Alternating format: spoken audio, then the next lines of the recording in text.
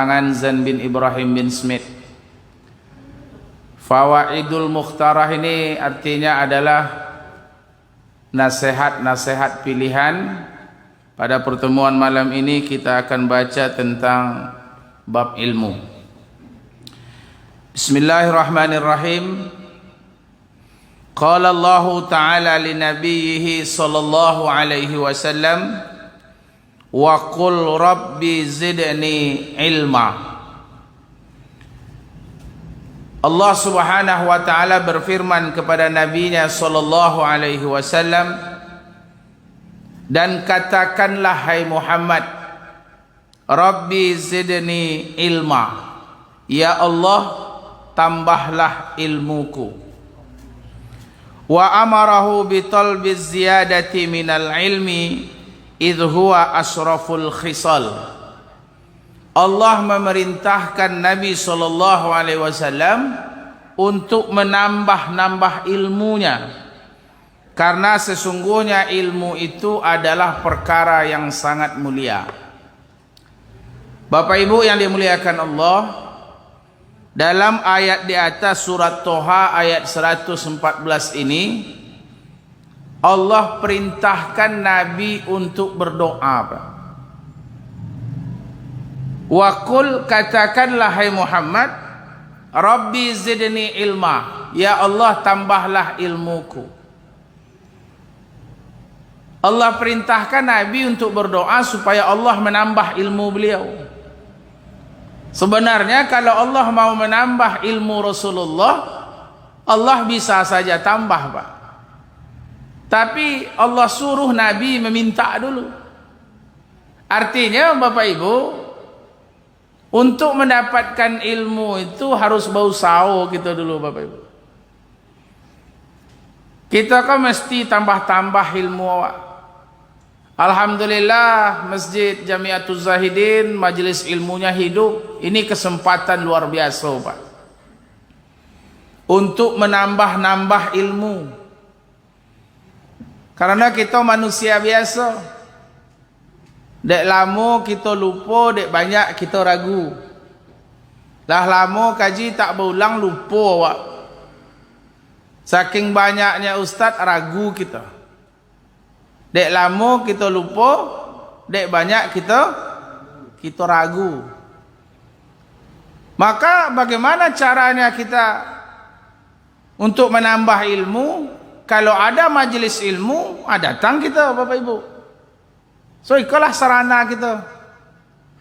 Masuk MDA balik tak mungkin belum. Kalau masuk sekolah lah lewat. Dicari guru dulu, guru lah mati. Kalau dibuka kitab, matolah kabur. Kapai ke surau lah runtuh. Maka duduk di majelis ilmu inilah kesempatan, Pak, untuk menambah-nambah ilmu. Karena perkara ilmu itu adalah perkara yang sangat mulia. An Abi Hurairah radhiyallahu an annahu marra bisuqil Madinah fawaqafa 'alaiha faqala ya ahlas suq ma a'jazakum. Dari Abi Hurairah radhiyallahu an, sesungguhnya Abu Hurairah satu hari masuk ke dalam pasar. Beliau masuk ke dalam pasar, tiba di dalam pasar itu, fawaqafa, beliau berdiri dan berteriak. Apa kata Abu Hurairah?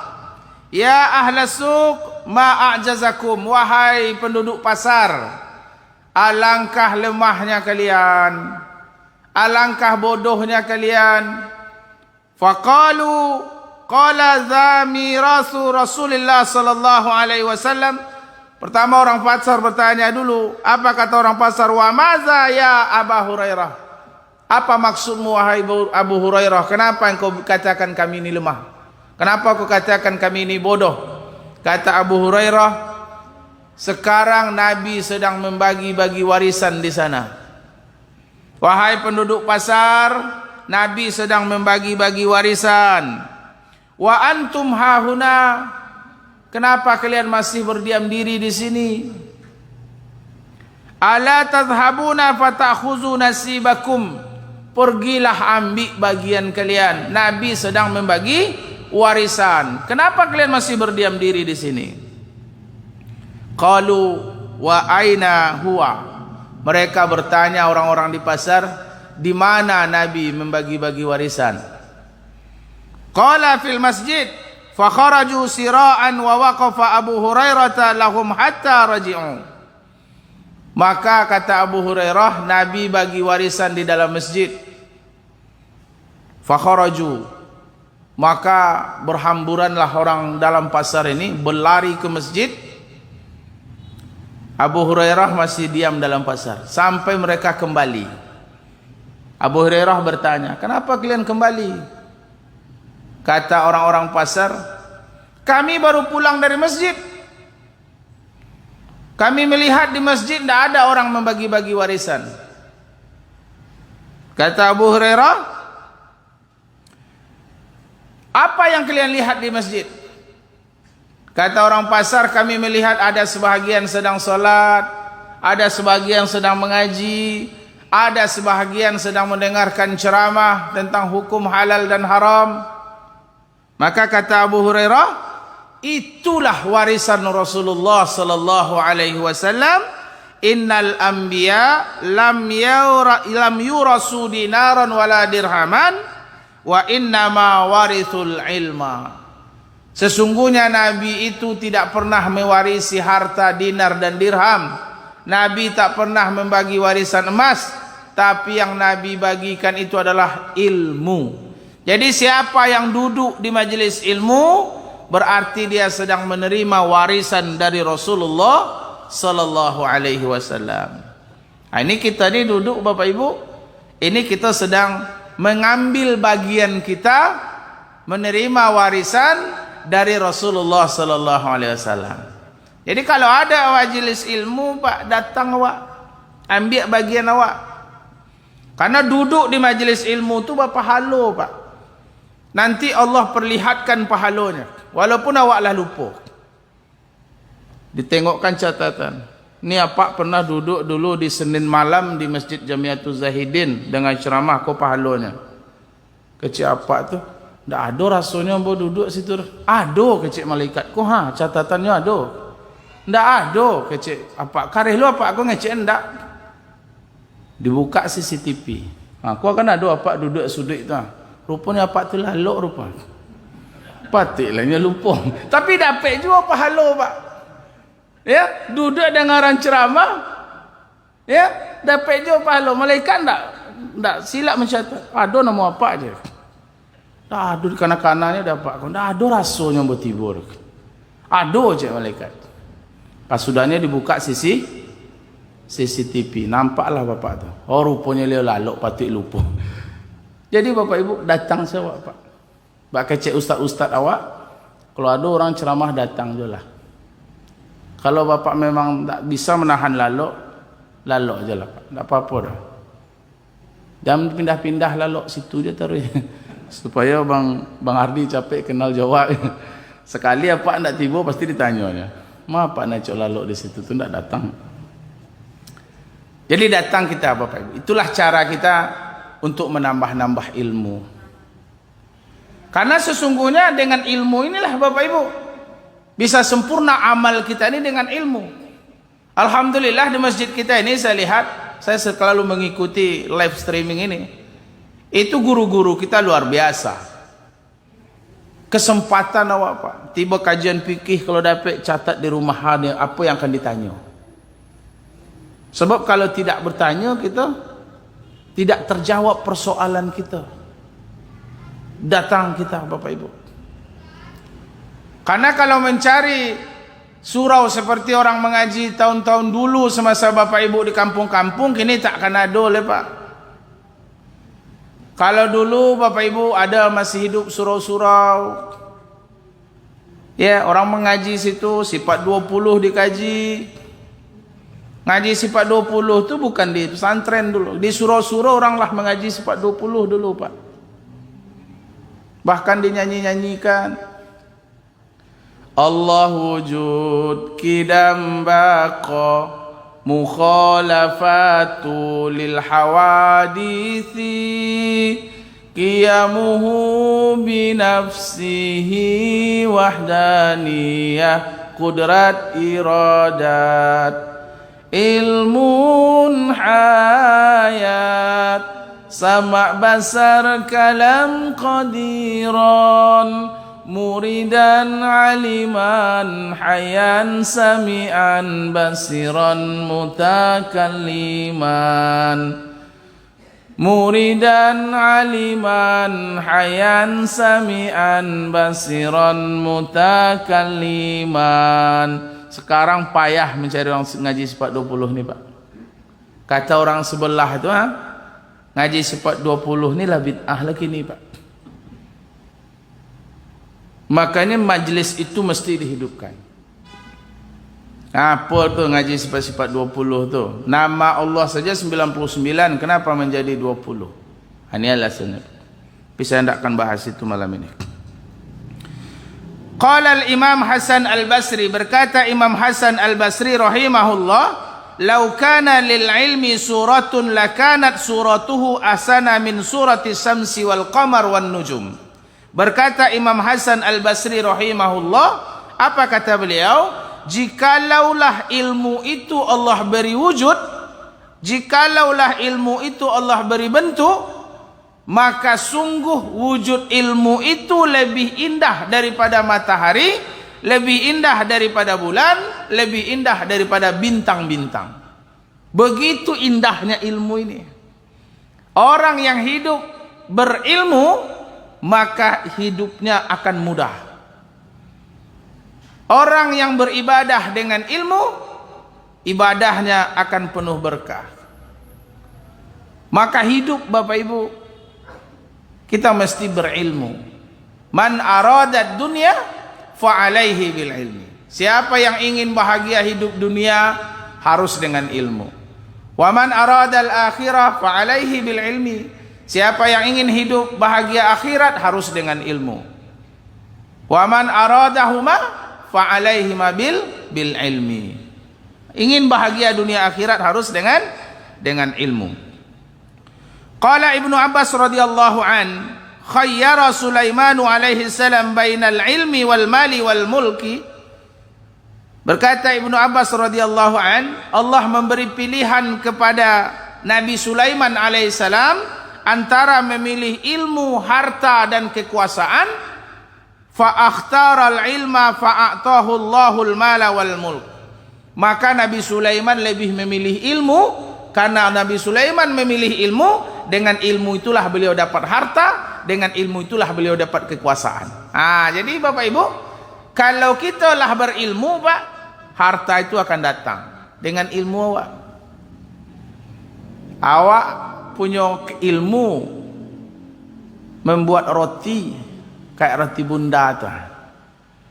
Dengan ilmu tu insyaallah rezeki datang. Kita punya ilmu, dengan skill tu insyaallah harta datang. Tapi dengan harta tidak otomatis kita akan mendapatkan ilmu. Belum tentu dapat ilmu. Orang yang berilmu, orang yang berharta, insyaallah kekuasaan dapat. Maka ilmulah Nabi Sulaiman pilih. Ketika Nabi Sulaiman disuruh memilih antara ilmu, harta dan kekuasaan, Nabi Sulaiman lebih memilih ilmu, maka beliau dapatkan harta, beliau dapatkan kekuasaan. Annad dunya yu'tiha Allahu man yuhibbu wa man la yuhib. Sesungguhnya dunia ini Allah bagikan, Allah berikan kepada orang yang dicintainya dan kepada orang yang tidak dicintainya. Kalau dunia ini Pak, itu Allah berikan kepada orang yang dicintai dan kepada orang yang tidak dicintai. Semua orang akan dapatkan dunia. Baik dia beriman, dapat dunia. Baik dia kafir, dapat dunia. Baik dia disayangi Allah, dapat dunia. Atau orang yang dibenci oleh Allah, dapat juga dunia. Bahkan orang-orang yang dibenci Allah itu lebih banyak dia dapat dunia daripada kita. Wala yu'til ilma illa man yuhibbuhu minal abrar. Lain halnya dengan ilmu, Allah akan berikan kepada orang-orang yang dicintainya ilmu yang membawa kepada kebaikan. Jadi salah satu bukti Allah itu sayang kepada awak, Allah beri kita ilmu untuk memahami agama. Allah berikan kita kemudahan dalam beramal. Allah mudahkan awak bangun subuh, berarti Allah sayang jawab. Allah mudahkan kita memahami tentang ilmu syariat ini, berarti Allah sayang dengan kita. Ada Allah, salah satu tanda Allah itu sudah tak sayang, sulit kita ni beramal pak. Bangun subuh tu payah. Lah 3 alarm si kocek datih cek. Berbunyi ketiganya alarm tu. Bukannya jagonya pak, alarm tu yang dicampakkannya. Bareknya bangun subuh tu pak. Buangnya alarm tu pak. Begitu beratnya. Berarti ini salah satu tanda Allah belum menginginkan kita. Payah memahami agama itu tanda Allah itu tak cinta. Jadi kalau mudah kita memahami ilmu, mudah beramal, itu tanda-tanda Allah menyayangi kita. Qala Amirul Mukminin Al-Imam Ali bin Abi Talib karamallahu wajhah. Berkata Amirul Mukminin Imam Ali bin Abi Talib karamallahu wajhah. Ali bin Abi Talib. Ali ini khalifah yang keempat pak. Anak dari Abu Talib. Abu Talib dengan Abdullah saudara kandung. Abdullah ayah Rasulullah, Abu Talib ayahnya Ali. Ali ini beliau menantu Rasulullah. Beliau matinya kena tikam pak. Ditikam oleh seorang yang bernama Abdurrahman bin Muljam. Abdurrahman bin Muljam ni bukan sembarangan orang pak. Abdurrahman bin Muljam ni ahlul Quran pak. Guru mengaji di Mesir dulu. Ketika Umar bin Khattab jadi khalifah, di Mesir itu yang menjadi gubernur Amr bin As. Amr bin As butuh guru mengaji. Dikirimlah Abdurrahman bin Muljam untuk guru mengaji di situ. Akhirnya terkontaminasi pemahaman Khawarij. Dialah yang membunuh dan menikam Ali bin Abi Talib. Jadi kalau ada orang ya ahli Al-Quran, jangan bangga dulu pak, tengok akidahnya dulu. Abdurrahman bin Muljam ni akidahnya Khawarij, walaupun dia hafiz Quran. Jadi kita kalau mau masukkan anak sekolah pak, jangan tertipu, jangan hanya tertarik dengan cepat hafal Quran saja. Di situ rancak sekolah. Kenapa? Di situ 3 bulan lah bisa hafal 5 juz. Tengok akidahnya dulu. Lai samu akidahnya di situ dengan awak enggak. Kalau enggak samu akidahnya, jangan situ masuk sekolah. Ya. Ikut 3 bulan sekolah situ. Alah masuk neraka lah awak dia gara-garanya. Apa masuk neraka je. Karena akidahnya enggak samu jawab dah. Alasadonnya tak boleh saya awak di rumah tu. Pai takziah lah tak boleh. Pai ziarah kubur lah tak boleh pula. Serawa awak habis dipotongnya sadonya. Sudah tu nelpon ke ustaz. Ba anak ambo ke ustaz. Ba tu pak. Anak ambo sekolah di situ 6 bulan sekolah pulangnya dipotongnya serawa ambo sadonya. Ba cara engko pak. Jadi mana pak sekolah di situ? Tentu iyo pak. Akidahnya perlu kita. Akidahnya perlu pak.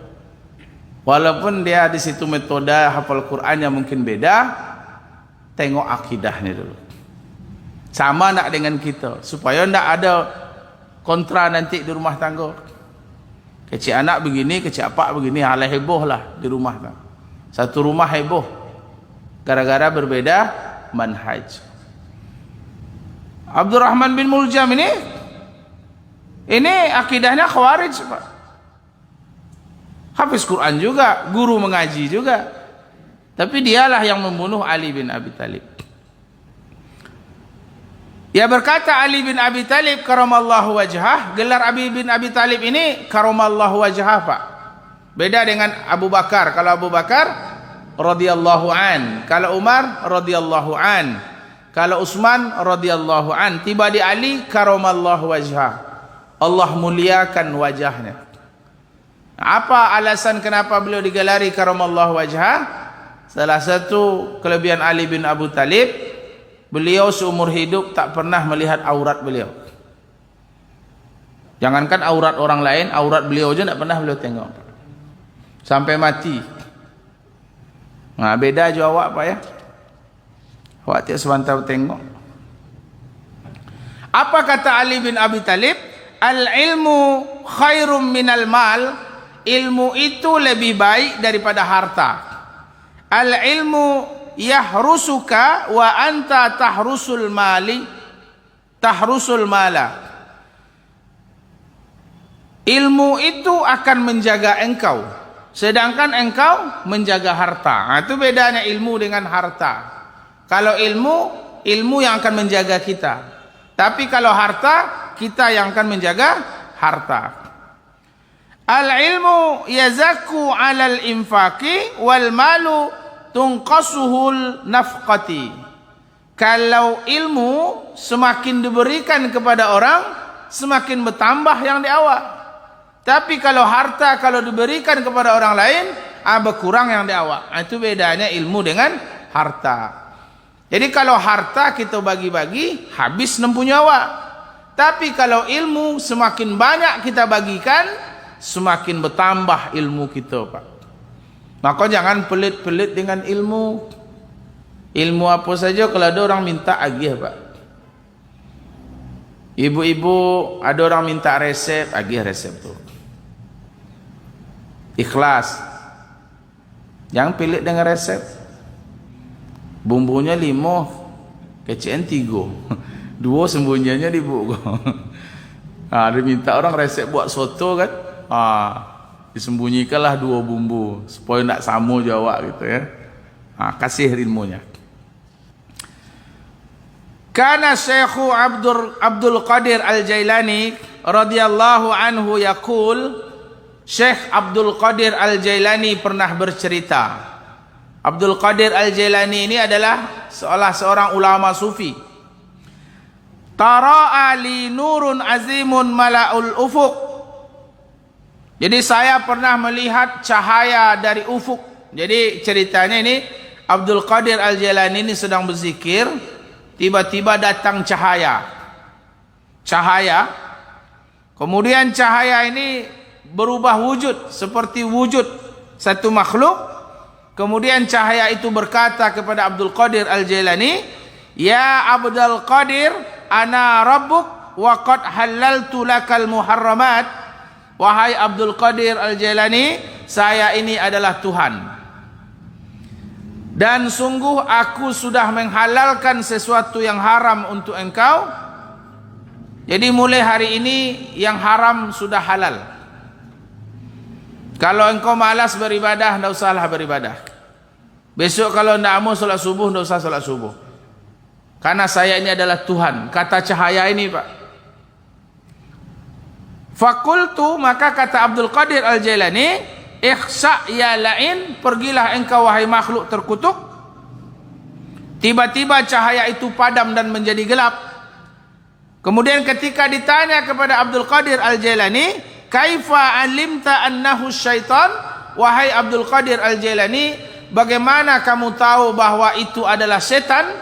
Kata Abdul Qadir Al-Jailani, aku mengenal bahwa dia adalah setan dengan ilmuku. Karena dia aku kenal siapa Tuhanku. Maka dia bisa membedakan mana yang setan, mana yang Tuhan. Coba kalau kita orang awam ni Pak, kita sedang berzikir tengah malam, tiba-tiba datang cahaya Pak. Kata cahaya tu, Pak, mulai besok Bapak boleh hendak sembahyang. Bapak kalau naik haji besok tidak perlu ke Mekah dah. Cukup duduk saja di Indonesia. Bapak sudah sah naik haji. Layu lo kecil apa aku. Mulai besok tidak mahu Pak tu sembahyang lah. Mengapa tidak tiba-tiba ke masjid Pak? Sebetulnya sembahyang tu tidak perlu sujud dan rukuk dah. Cukup duduk aja di rumah hening. Itulah solat kita. Kenapa Bapak tidak naik haji? Naik haji itu tidak perlu ke Mekah situ dah. Mekah tu ada di sini ha. Dari mana Bapak tahu?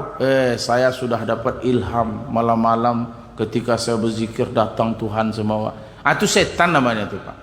Kenapa dia bisa tertipu? Karena dia tak bisa membedakan mana yang Tuhan, mana yang setan. Kenapa tak bisa membedakan? Karena dia tak ada ilmu tentang Tuhannya sendiri. Makanya banyak orang yang tersesat. Orang-orang ahli tarikat banyak tersesat gara-gara ini. Kadang dia tak bisa membedakan mana yang Tuhan, mana yang setan. Karena dia sudah banyak berzikir, datang cahaya disangkanya itu Tuhan juga, Pak.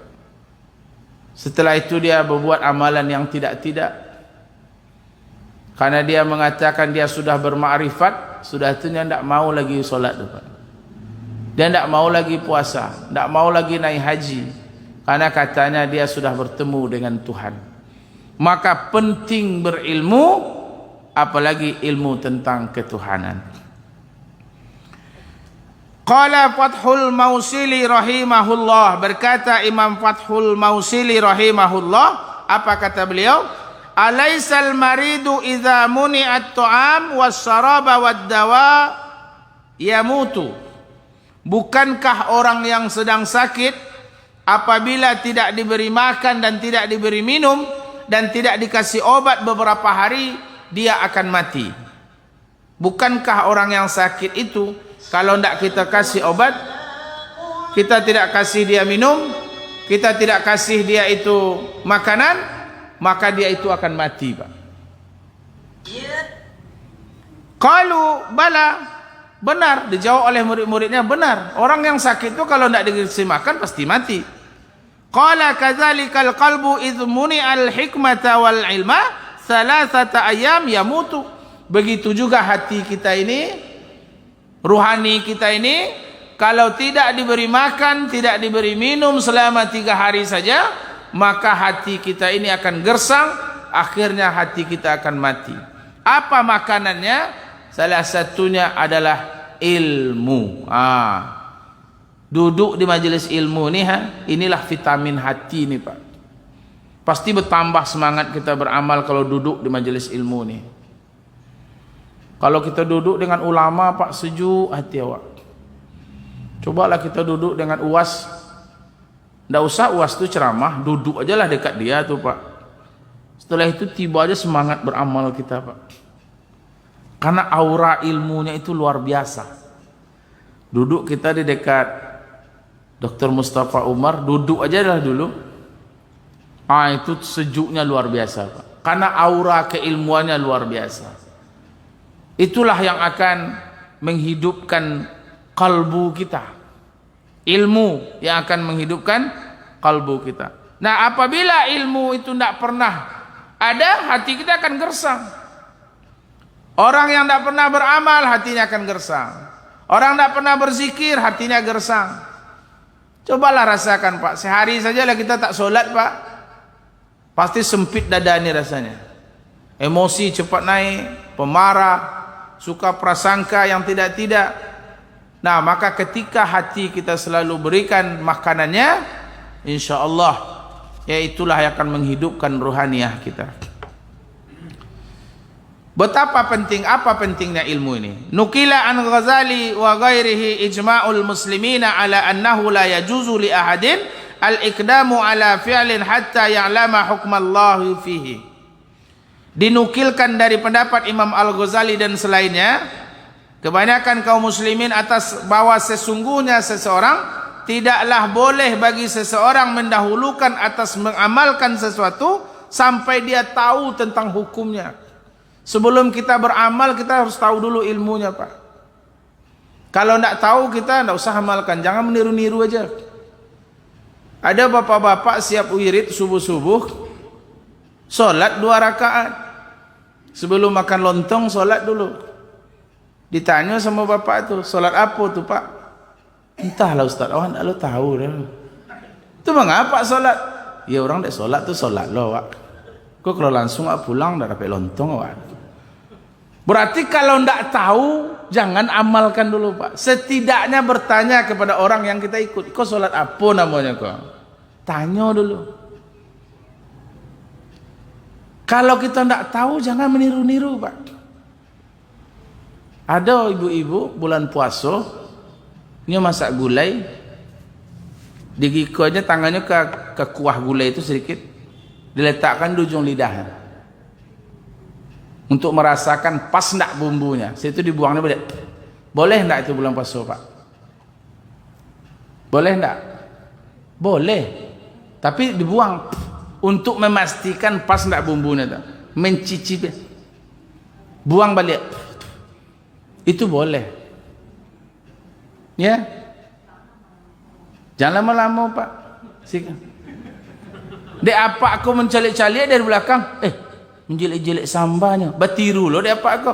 Dek apa aku bukan kuahan ambil cubadak ni tu mana dia ambil ni. Batal lah puasanya, Pak.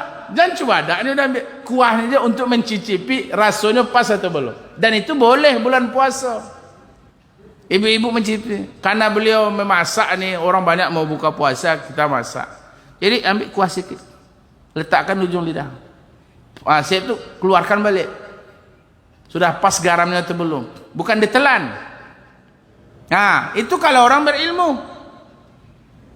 Kalau kita tak berilmu, jangan tiru-tiru pula. Dia apa kau bertiru pula? Tapi coba adanya ambil. Itu batal tu, Pak. Jadi penting ilmu itu. Ya, qala Umar bin Khattab radhiyallahu an, la bai'a fi suqina wa la yashtari man lam yatafaqqah fa inna man lam yatafaqqah akala riba wa huwa la ya'lam. Berkata Umar bin Khattab radhiyallahu an, jangan kalian menjual dan membeli di pasar kami ini bagi orang yang tidak paham tentang bermuamalah. Maka sesungguhnya orang yang tidak paham tentang bermuamalah dikhawatirkan dia akan memakan riba, padahal dia tidak tahu. Artinya Bapak Ibu, kalau sesuatu kita yang tidak pahami, tidak usah kerjakan, Pak. Kalau ragu-ragu kita tuh lebih baik tinggalkan. Kalau ragu-ragu kita lebih baik tinggalkan. Sebab beramal di atas keraguan-raguan itu tak baik, Pak. Kalau kita ragu tidak usah, lebih baik tinggalkan. Ini halal atau haram nih ya? Berarti ragu kita lebih baik tinggalkan. Kalau ragu-ragu. Qala Umar bin Abdul Aziz berkata Umar bin Abdul Aziz, man amila ala ghairi ilmin kana ma yufsiduhu aktsara mimma yuslih. Siapa yang beramal tapi tidak dengan dasar ilmu, maka kebinasaan dalam amalnya itu lebih banyak daripada kemaslahatan. Apa saja amalan kalau tak berilmu binasa, Pak. Berumah tangga kalau tidak berilmu binasa rumah tangga. Ada orang datang, Pak, saya sedang ceramah di sebuah masjid. Datang bapak-bapak, Ustaz tolonglah ke rumah siap ceramah. Datang saya ke rumah. Mau apa, Pak? Saya mau rujuk kepada bini saya. Ya rujuk aja lah, Pak. Saya tanya, Bapak mau rujuk talak keberapa, Pak? Lah banyak, Ustaz, tak tahu baru. Tanya sama bininya, ibu sudah berapa kali ditalak? Iyalah acuk rasanya, Ustaz. Sejak beranak satu dulu lah. Kinilah berapa anak? Lah 2,5. 2 lah nalah lahir, cik dalam kandungan. Jadi tidak terhitung tak berapa kali dia menalak awak.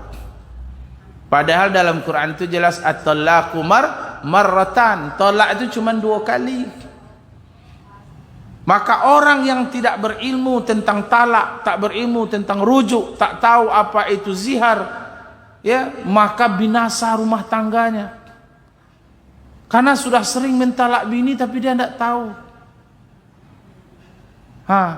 Jadi berumah tangga harus ada ilmu. Salat harus mesti berilmu. Jangan di sini dicontohkan, kana ba'duhum la yamsahu ra'sahu 'indal wudu'i middatas sittina sanah. Ada sebahagian orang yang tidak pernah menyapu rambutnya dalam berwudu selama 60 tahun lamanya. 60 tahun dia solat, Pak. Selama 60 tahun tu tak pernah menyapu rambut. Yazunnu anna zalika sunnatun, karena dia mengira bahwa menyapu rambut itu hukumnya sunat. A'idis salata litilkal middah, dia mesti mengulang solatnya selama 60 tahun itu, Pak. Karena tak ada ilmu tentang berwuduk. Maka penting ilmu supaya solat kita tak binasa. Contoh, makanya kita bertanya, Pak. Kalau ragu-ragu bagus bertanya sama ustaz-ustaz kita yang bidang fikih, tanya. Ustaz, awak pipis tak mau berhenti dah, Ustaz? Ada bapak pakai pempes, pokoknya pipis tak mau berhenti. Baca cara berwuduknya. Tanya, Pak. Karena wuduk orang yang sehat, niat orang yang sehat dengan niat orang yang sakit beda dalam berwuduk. Buka dalam kitab Kifayatul Akhyar tentang bab wuduk, rukun wuduk, buka dalam bab tentang niat. Kalau ada orang sakit, contohnya ada orang, kalau kampung kami namanya soban-soban. Tahu Bapak Ibu soban-soban? Pasal pekumbuh itu soban-soban. Yang menitik-nitik toroh ini tidak mau berhenti dah. Itu soban-soban namanya. Niat orang yang pipisnya tak bisa berhenti, atau ada perempuan yang darahnya selalu keluar, atau ada dia ambayannya selalu keluar, maka niat dia dalam berwuduk dengan niat orang yang sehat itu berbeda, Pak. Itu kalau tidak ditanya sama ustaz tak tahu kita dah. Apa niatnya? Kalau orang yang sehat boleh berniat nawaitul wudu li raf'il hadasi lillahi ta'ala, sengaja aku berwuduk untuk menghilangkan hadas karena Allah, boleh. Bisa juga nawaitul wudu'a listibahatis salati lillahi ta'ala, sengaja aku berwuduk supaya bisa melaksanakan solat karena Allah. Dua. Yang ketiga, bagi orang yang sehat boleh berniat nawaitul wudu'a lillahi ta'ala, sengaja aku berwuduk karena Allah subhanahu wa ta'ala. Tiga ini boleh pakai salah satu, sah ketiga.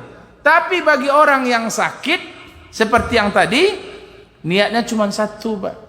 Nawaitul wudu'a listibahatis salati lillahi ta'ala, sengaja aku berwuduk agar bisa melaksanakan solat karena Allah. Itu niatnya, Pak. Kalau berwuduk untuk menghilangkan hadas, sengaja aku berwuduk untuk menghilangkan hadas karena Allah, hadas itu tidak akan hilang. Karena hadas itu tetap menetes, maka tidak boleh memakai itu niatnya. Sengaja aku berwuduk menghilangkan hadas, tidak boleh, karena hadas kita tetap keluar. Itu penting berilmu, Pak. Beristinja penting berilmu. Bagaimana cara beristinja yang benar? Buang air itu bagaimana adabnya? Kalau tidak tahu kita adab buang air, Pak, sering kita terkecoh, Pak. Terkecoh seperti ini. Siap kita pipis, Pak, lah beristinja awak lah bersih rasanya, pas awak tagaknya netes cek, awak kadang tak tahu tu, Pak.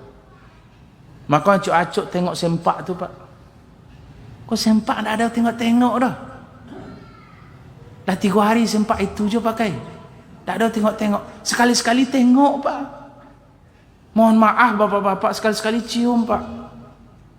Ya, kadang-kadang lah banyak pipis di situ, tak tahu kita. Makanya azab kubur itu bukan disebabkan orang membunuh, bukan banyak disebabkan orang bersyirik, orang berzina, tidak. Tapi karena banyak mereka yang tidak sempurna istinjanya. Istausu bil bauli fa inna azabal qabri minhu. Hati-hati kalian dalam buang air kecil, karena azab kubur banyak disebabkan karena itu. Nah, ini penting kita berilmu. Jadi kalau ada ragu-ragu, tanya sama ustaz awak. Catat di rumah apa yang mau ditanya nanti. Ya, apa yang mau ditanya nanti. Nah, ini Bapak Ibu, ini ceritanya cerita lucu juga nih, Pak ya. Dakhala rajulun al-qaryata wa yazunnu ahluha annahu minal ulama. Ada seseorang laki-laki masuk ke dalam sebuah kampung. Ada orang baru masuk ke dalam kampung.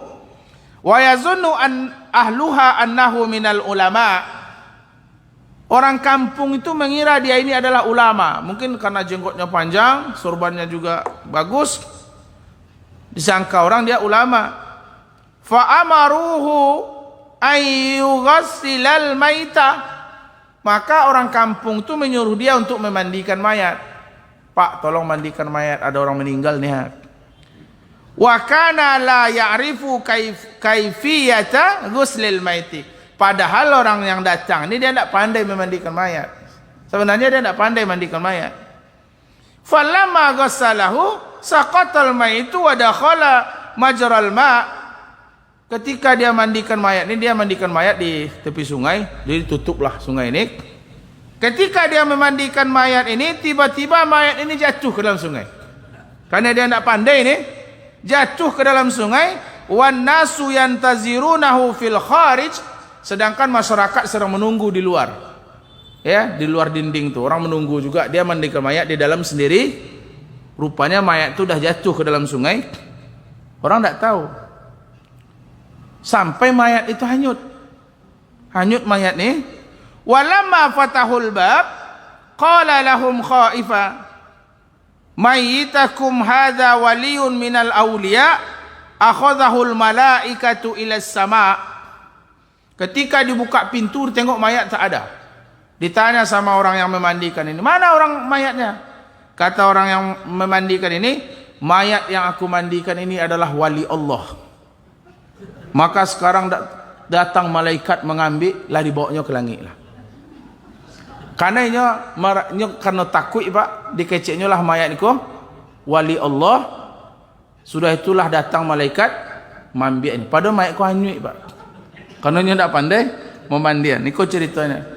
Jadi bapak ibu artinya dalam kisah singkat ini, jangan kita tertipu dengan penampilan orang. Ya. Panjang pun jenggotnya pak, jangan kira itu ulama. Dengarkan ilmunya dulu. Banyak orang tertipu dengan gara-gara penampilan. Saya bapak ibu mohon maaf pak, saya pernah jumpa seseorang pak ya, pakai baju ketat nih pak. Ya itu di arah-arah di daerah-daerah Duri pak. Baju ketat pak, pakai jaket kulit. Ya pakai celana jin. Tapi penampilan preman pak. Cerita-cerita pak, rupanya matan alfiyah ini hafal dia pak. Ada matan alfiyah ilmu nahu pak. Itu ilmu sulit tuh pak, nahu mantik saraf tuh sulit tuh. Rupanya hafal dia. Dia baca matan alfiyah depan saya. Kalamuna lafzul mufidu kastaqim wasmun wa fi'lun summa harfunil kalim wa kilmatum biha kalami qad yu'am. Luar biasa bapak ibu. Rupanya ilmunya luar biasa. Maka tidak bisa kita menilai seseorang dengan penampilan. Nah inilah bapak ibu yang dimuliakan Allah, pada pertemuan perdana ini jangan putus asa untuk mengikuti kajian-kajian ilmu di masjid kita ini. Kalau perlu pak, setiap ustadz-ustadz kita yang punya ya skill dan juga spesialisnya di ilmu fikih atau ilmu tasawuf, kita sediakan pertanyaan yang kita ragukan selama ini, hadapkan kepada guru-guru kita agar kita lebih yakin lagi dalam beramal. Demikian, terima kasih, semoga bermanfaat. Subhanakallahumma wa bihamdika asyhadu an la ilaha illa anta astaghfiruka wa atubu ilaik. Assalamualaikum warahmatullahi wabarakatuh.